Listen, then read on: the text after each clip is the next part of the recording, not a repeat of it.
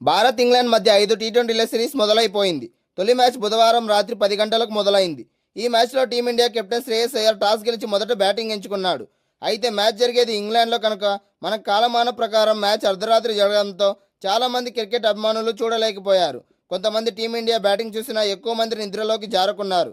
అయితే అందరూ పడుకున్నాక టీమిండియా అదరగొట్టిందనే చెప్పాలి. తొలుత బ్యాటింగ్ చేస్తూ నిర్ణీత 20 ఓవర్లలో 7 వికెట్ల నష్టానికి 189 పరుగుల భారీ స్కోర్ చేసింది. మరోసారి ఓపెనర్ సంజు శాంసన్ ఒక్క పరుగు మాత్రమే చేసి దారుణంగా నిరాశపరిచాడు.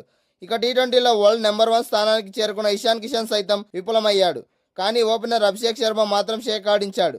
కేవలం 24 బంతుల్లో 6 ఫోర్లు 4 సిక్సర్లతో 59 పరుగులు చేసి అదరగొట్టాడు. అతనికి సర్పంచ్ సాబ్ కెప్టెన్ శ్రేయస్ అయ్యర్ సైతం జతకలిశాడు. టీ20 కెప్టెన్సీ దక్కాక పెద్దగా రాణించని అయ్యర్ ఆ కసి మొత్తం ఈ మ్యాచ్లో చూపించాడు. 47 బంతుల్లో 6 ఫోర్లు 1 సిక్సర్తో 68 పరుగులు చేసి టీ20 కెప్టెన్గా తొలి హాఫ్ సెంచరీ నమోదు చేశాడు. అయ్యర్ ఇన్నింగ్స్ కాస్త స్లో అనిపించిన టీమిండియా కేవలం 6 పరుగులకే 2 వికెట్లు కోల్పోయి కష్టాల్లో పడడంతో అయ్యర్ అలా ఆడాల్సి వచ్చింది. ఇక చివర్లో శివం దుబే శివాలెత్తాడు. కేవలం 21 బంతుల్లో 2 ఫోర్లు 3 సిక్సర్లతో 42 పరుగులు చేసి మంచి ఎండింగ్ అందించాడు. మొత్తంగా టీమిండియా మంచి టార్గెట్ సెట్ చేసింది. కానీ వర్ణదేవుడు అడ్డుపడడంతో మ్యాచ్ వర్షం కారణంగా ఆగింది. ఇంగ్లాండ్ బ్యాటింగ్కు దిగకుండానే మ్యాచ్ ఫలితం తేలకుండానే ముగిసింది. అయితే ఈ మ్యాచ్లో అయ్యర్ ఫామ్లోకి రావడం ఇండియాకు కలిసొచ్చే అంశం. అయితే సంజు శాంసన్ ఫామ్ మాత్రం ఆందోళన కలిగిస్తుంది. అతని ప్లేస్లో ఇప్పటికైనా వైభవ్ సూర్యవంశీని తీసుకురావాలని అభిమానులు డిమాండ్ చేస్తున్నారు. సంజు శాంసన్ ఇలా అవుట్ కావడంతో అది ఇంకా కాస్త ఎక్కువైంది. భారత యువ ఓపెనర్ అభిషేక్ శర్మ అంతర్జాతీయ టీ20 క్రికెట్లో సరికొత్త ప్రపంచ రికార్డు సృష్టించాడు. ఇంగ్లాండ్తో జరిగిన మొదటి టీ20 మ్యాచ్లో ఈ అభిషేక్ శర్మ సిక్సర్ల సునామీ సృష్టించాడు.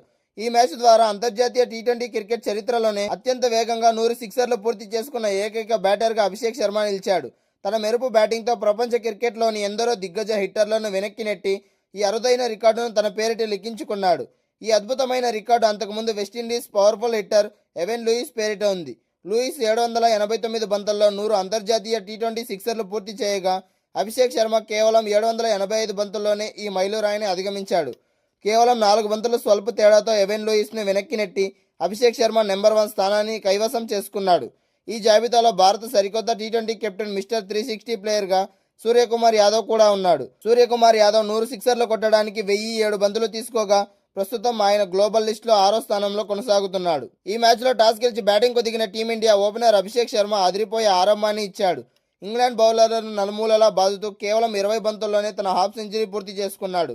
అవుట్ అయ్యే సమయానికి కేవలం 24 బంతులు మాత్రమే ఎదుర్కొని అభిషేక్ శర్మ 6 ఫోర్లు 4 భారీ సిక్సర్ల సహాయంతో 59 పరుగుల మెరుపు ఇన్నింగ్స్ ఆడి పెవిలియన్ చేరాడు.